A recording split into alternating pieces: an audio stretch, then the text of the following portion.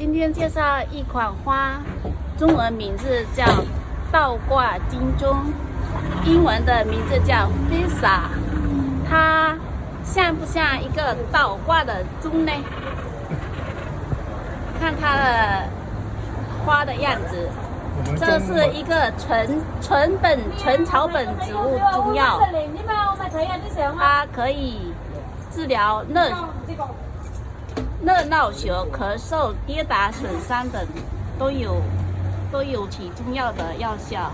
大家有兴趣可以在网上搜索一下倒挂金钟中药功效。